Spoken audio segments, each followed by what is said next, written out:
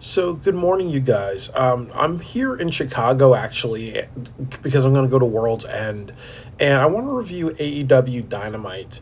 And, this was actually the Christmas episode. It's actually taped a few days ago in New York City at the Hammerstein Ballroom.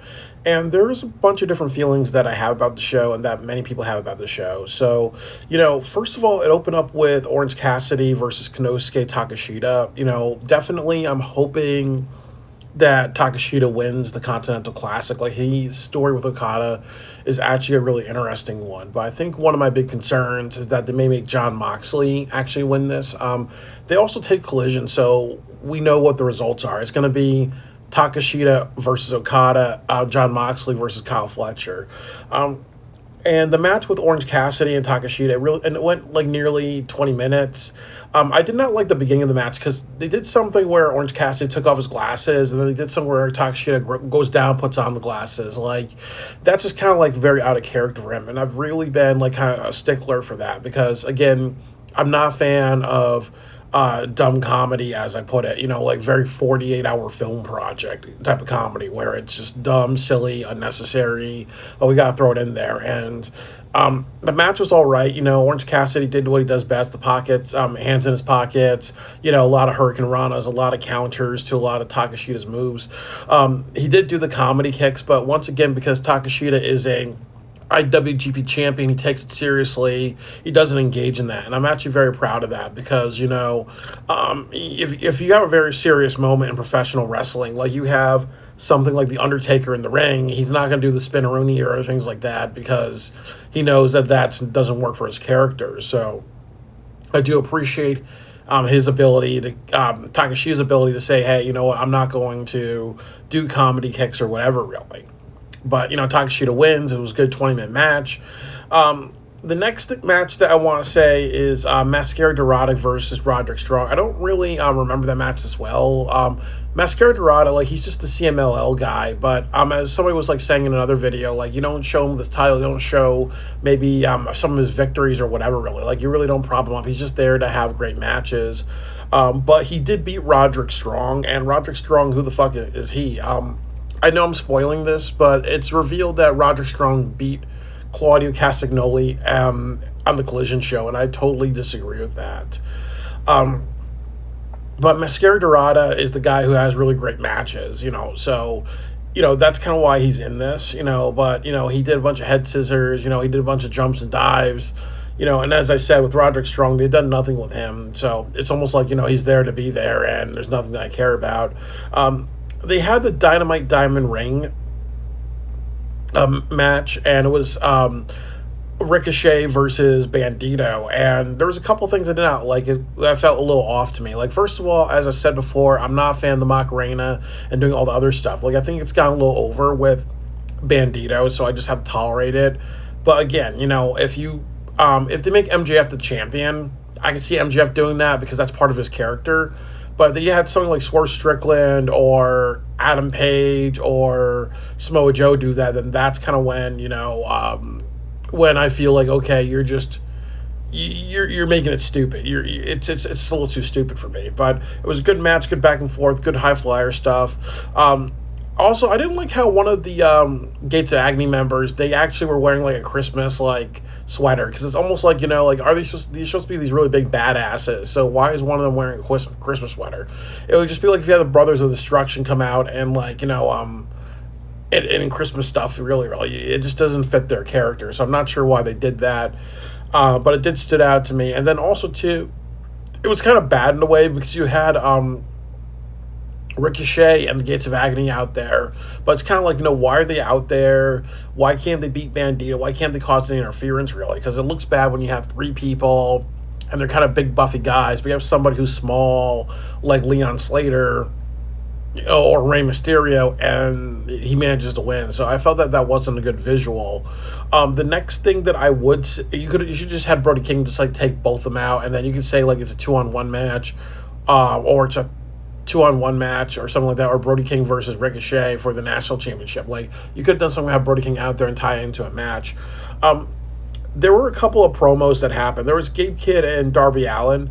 So it's announced that they're going to have a match, and I think like Gabe Kidd's saying something like Darby Allin's just indestructible, he's unbeatable. He thinks he's indestructible, he thinks unbeatable, but I will destroy him, type of thing, really. So, again, the other problem is like I'm happy that Gabe Kidd is in AEW. He has some matches, but most people don't know who the hell Gabe Kidd is.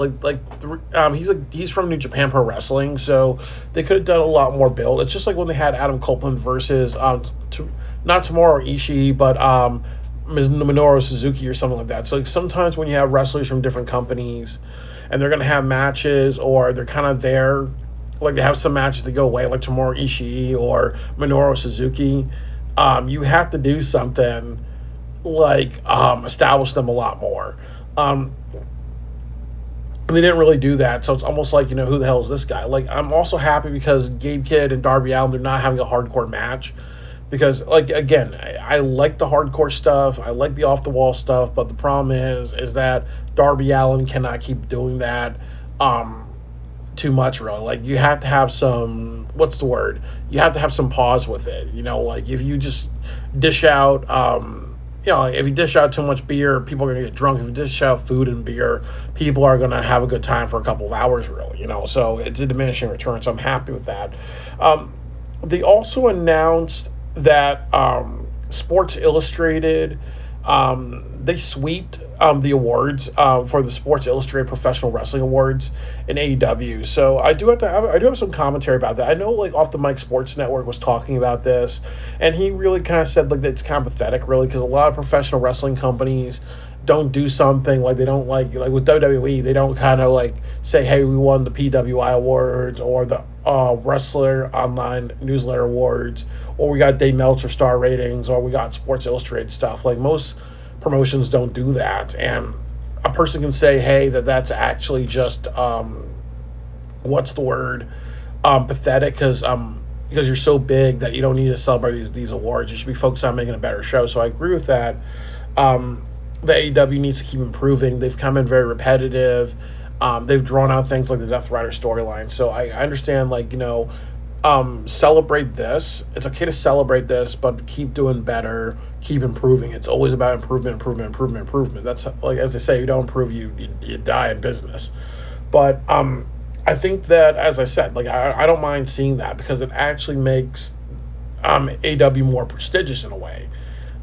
It's an acknowledgement. It's okay to acknowledge and make yourself a bigger deal, really. So I think with this, it actually is more helpful than detrimental, really. I think that if they showed something like all the wrestlers taking pictures with the awards and it's this big thing, or it's like, I think they did enough to promote their wins, their victories with this, but I don't feel they took it to a I don't feel like they took it too far, really. I don't feel like this felt like pretentious, or it felt like they were just gonna launch confetti cannon or whatever, really, so that's okay. I also saw a segment with Kenny Omega, and I think what they said is that the Young Bucks can't wrestle for the rest of the year, so because they're kind of injured. So I think what they're trying to do is set up Josh Alexander versus Kenny Omega, and it's almost like, oh well, your buds are not going to be there, so what's going to happen is it's going to be Don Callis family versus Kenny Omega one-on-one, really. And maybe something like Kenny Omega's like, hey, you know what, you guys keep coming after me, you keep coming after the Bucks, let's just have one more match, let's settle it, and let's move on, really. I think that's what's going to happen, really. But I'm predicting Josh Alexander versus Kenny Omega. Like, a lot of people have been teasing that for a long time. It's funny, they're both TNA champions, former TNA champions, but there needs to be more matches on the card. I think 10 matches would be good. If you add 2 more matches, I'm cool with that. And some dark matches, but don't have like a main event card like you're like start at 8 o'clock with like 10 or 11 more matches, really. I mean, like with like 13, 14 matches, because sometimes they've done 13 matches in AEW. Like, that's not the way to do it. The other thing that happened was, like, a little bit later in the show, another controversial moment was Darby Allin gets ambushed by Gabe Kidd, like, and it kind of looked really, really stupid with how they filmed it. Like Darby Allin was talking to somebody, and then Gabe Kidd ambushes him and throws him down a flight of stairs. And then, as some people were saying, that, was this taped a few weeks ago? Or was this something after Darby Allin came back? They went to this. And as some people said, they kept Darby Allin away to get some help, medical help, and to get some rehabilitation, like get physically better. But it's kind of interesting. It's kind of like juxtaposing when you do something like, oh well, he just came back, we're throwing him down a flight of stairs and whatever. So that's just not a good look, really. Oh, so we care about this guy's health, really. We're having him take time off. We need him to watch out for his injuries, but now we're having him go down a flight of stairs like this. So I get how that's kind of jarring. But again, Gabe Kidd is known for being a very intense wrestler and not playing by the rules, and so is Darby Allin, really. So you need to kind of say, hey, these are these two personalities. The next thing that I would say, on top of that, is that I didn't like what they did with the. I did not like what they did with the Fatal 4-Way tonight because for a couple of reasons. That before I forget, Samoa Joe wasn't there, and I really hate this with professional wrestling. They do this a lot, where sometimes if there's a champion, sometimes they don't show up to the show. They're gonna do like a promo or whatever, really. And I think that would have been more impactful if he was there. But what happens is it starts with MJF facing a jobber, and MJF just like takes care of him less than like a minute. So that's good, makes him look strong. And they also didn't do pinfalls or whatever type of thing, really. Where because sometimes when you watch AEW, you'll see the jobber or get a pinfall on their opponent, and that's not what you do. So MJF destroyed him, and everything like that, really. And then the next part of it is that you had Hangman Adam Page and Swerve Strickland rough up MJF, and Adam Page was saying something like, you know what, you talk about dating promos and you talk about all this other stuff, that means like you're a bigot. I know you want a career in Hollywood, but like how are the actors and people you want to work for going to respond to your comments? And that kind of felt a little weird and stuff like that. Like, is Hangman Adam Page PC principal, or isn't he PC principal? And then the other thing too is that Adam Page and Swerve Strickland, the way that their dynamic is, they're almost like a tag team, almost like it kind of feels a little weird in a way, because now they're gonna go to World's End, and they're gonna be fighting against each other. So it's almost like, what dynamic are you gonna have, really? And if Swerve or Hangman cost each other the championship, or they become a champion, what story are you gonna tell with that? Because the problem is, I do not want to see Hangman versus Strickland Part 2, because the reason why I don't want to see that is you spent like maybe 1 or 2 years on their feud, and it ended with Swerve helping Hangman. So the problem is, it's almost like with a Death Rider thing. Like, you have like the epilogue. It's not going to do an epilogue, too soon, really, because it's going to feel like, oh, you can't do anything else, really. It's almost like once you have a dinner and somebody says, oh well, let's before you go home and after you have dessert, let's try other things on a new menu that I'm working on. You gotta say, okay, we just need a break from that. So that's my hope, but I don't think they're gonna do that. If they want Swerve and Hangman to be a tag team, I have no qualms with that. But I do think them feuding with each other again, it's ARW, all repeat wrestling. And then also at the very end of it, you had Joe's dojo members come down, and I'm not really a fan of the dojo members because it's almost like with it's like, why are you doing that? It doesn't make any sense, really. And also, what does it say about Samoa Joe if he's this big badass, and you have Hobbs and Shibata and Hook all together? What does it say about Samoa Joe if he has a bunch of minions that are just like Team Rocket in a way, where they're just you just have to fart in their direction, and the wind is what knocks them down, not the stink, but the wind. So like, it's just not a good look. They also announced that it's going to be a Chicago street fight between FTR and the Bang Bang Gang, and I did not like this at all. This was shitty because they did a promo package.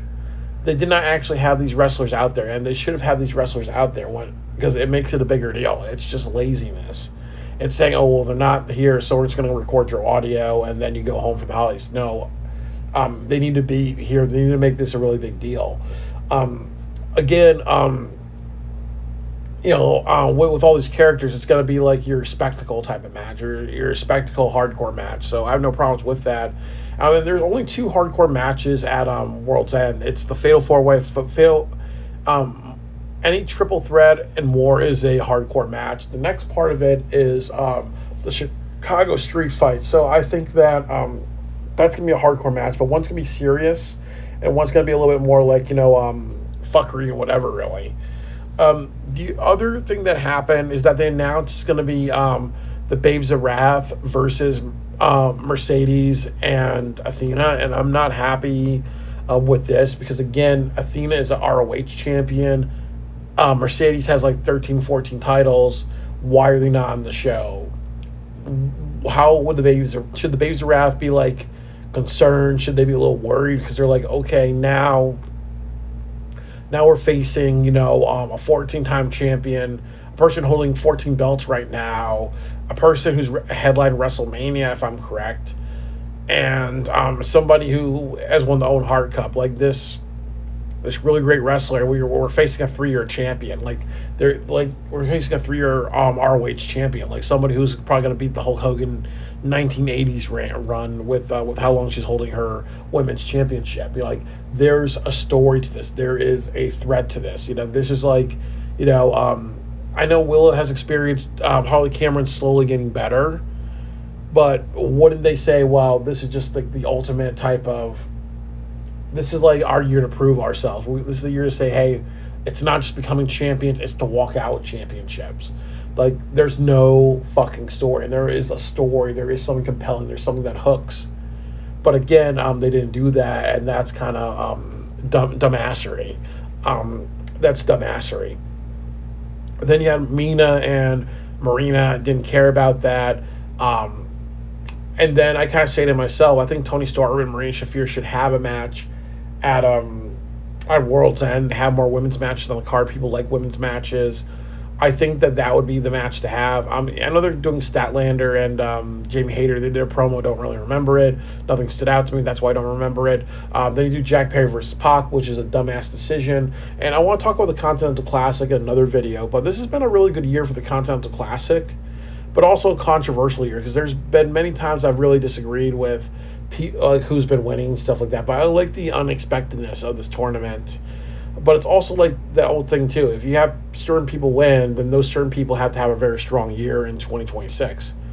But I would say it's overall a really good show. I'm happy that I got the time to review it. I've been having a lot of just situations that made it a little bit harder to review stuff. And then also, I know this is personal, but my money's getting a little tight. Next year, I got to pay back the IRS. I got to start budgeting. My brother wants me to, get my own place, but I pay him good rent and whatever, really. So I might have to go to less AEW shows, but I'm going to do what I can to make those things happen, really.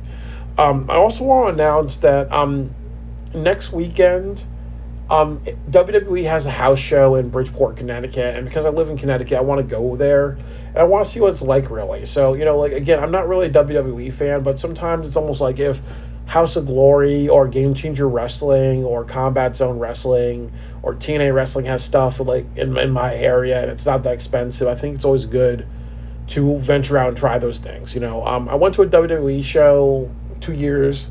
I went to a SmackDown show. I didn't really enjoy it. But it's good to just try new things, really. You just never know. But yeah, I'm going to make sure that how should I kind of say this? I'm going to really, really make sure that, I'll keep doing it as much AEW as I can. I have goals next year to be way more organized. I have goals next year to make sure I get what I want out of life. And we'll take it from there, really. Life is about, making what you have, really. Making what you have happen. And even though we struggle, we still got to make shit happen, All right, well, that's all I got to say.